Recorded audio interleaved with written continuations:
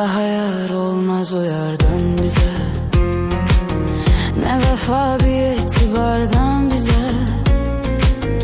Bu kadar beste günah ettik, bakır Allah da yukarıdan bize. O ne Mecnun'du ne Leyla'dı, o bir alem bir dünyadı. Onu şair nece vesfetsin,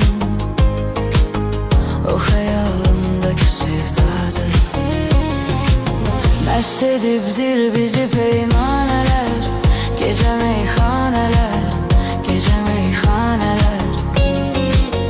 Başa düşmez bizi biganeler, deli divaneler, deli divaneler. Mest edipdir bizi peymaneler, gece meyhaneler, gece meyhaneler. Başa düşmez bizi biganeler, deli divaneler, deli divaneler.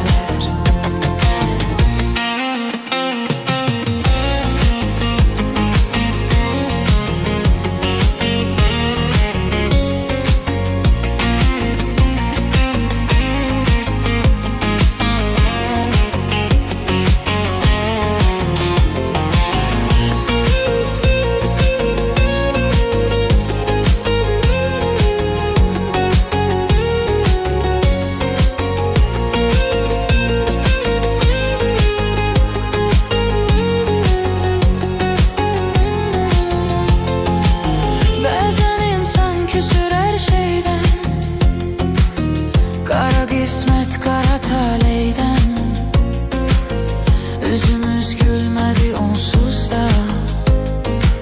Sabi aşıklara süz meydan, sabi meysüz ki yüzüm kalmasın, kara dünyada gözüm kalmasın. Beni dindirme danıştırma,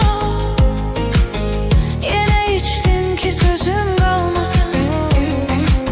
Mest edipdir bizi peymaneler, gece meyhaneler, gece meyhaneler. Başa düşmez bizi biganeler, deli divan.